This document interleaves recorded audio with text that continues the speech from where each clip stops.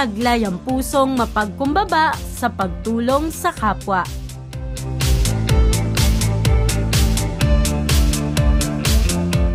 Ang mabuting balita ng Panginoon ayon kay San Lucas.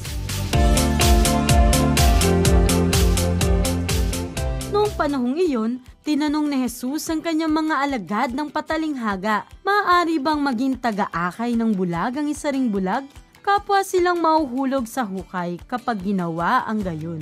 Walang alagad na higit sa kanyang guro, ngunit kapag lubusang naturuan, siya'y magiging katulad ng kanyang guro. Ang tinitingnan mo'y ang puwing ng iyong kapatid, ngunit hindi mo pinapansin ang tahilan sa iyong mata. Paano mo masasabi sa iyong kapatid, "Kapatid, bayaan mong alisin ko ang iyong puwing," gayong hindi mo nakikita ang tahilang nasa iyong mata? Mapagpaimbabaw, alisin mo muna ang tahilan sa iyong mata at makakakita kang mabuti. Sa gayoy maaalis mo ang puwing ng iyong kapatid. Walang mabuting punong kahoy na namumunga ng masama at walang masamang punong kahoy na namumunga ng mabuti. Nakikilala ang bawat punong kahoy sa pamagitan ng kanyang bunga, sapagkat hindi nakapipitas ng igos sa puno ng aroma at hindi rin nakapipitas ng ubas sa puno ng dawag.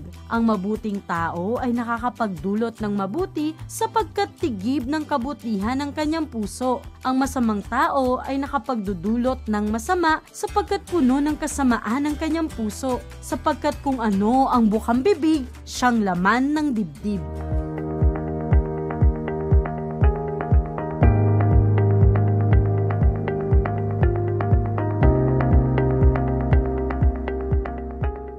Mapagpalang araw sa inyo mga bata!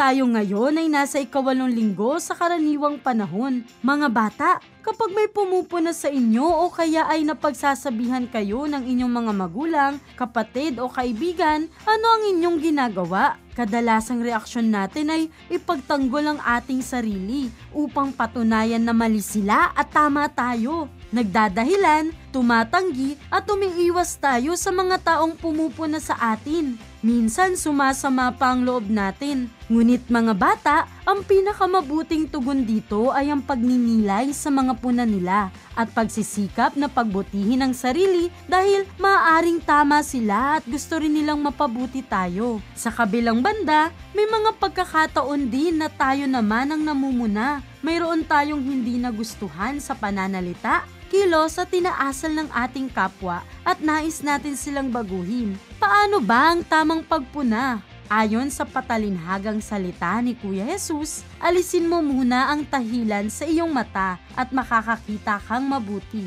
Sa gayoy maaalis mo ang puwing ng iyong kapatid. Ang mga salitang ito ni Kuya Jesus ay isang malalim na paanyaya sa atin upang tingnan ang ating sarili bago natin husgahan at punahin ang iba. Madalas, napakadali nating makita ang maliit na pagkakamali ng ating kapwa, ngunit hindi natin napapansin ang mas malaking pagkukulang natin mismo. Halimbawa, pinupuna mo ang iyong kapatid at pinapagalitan dahil laging nakatutok sa paglalaro sa cellphone, samantalang ikaw ay hindi rin nakikinig sa magulang at di maawat sa pagsi-cellphone. Paano ka susundin ng iyong kapatid? Ikaw nga hindi mo rin ginagawa ito sa iyong sarili. Hindi makatotohanan ang iyong pagpuna. Tinuturo sa atin ni Kuya Jesus na huwag maging mapagkunwari. Hindi tayo maaaring magpanggap na may karapatan tayong itama ang iba kung tayo mismo ay hindi handang humarap sa ating sariling mga kasalanan at kahinaan. Ang tunay na pagbabago ay nagsisimula sa ating sarili. Kapag natututunan nating disiplinahin ang sarili, linisin ang ating puso at isipan, doon lamang tayo makakakita ng malinaw upang makatulong sa iba.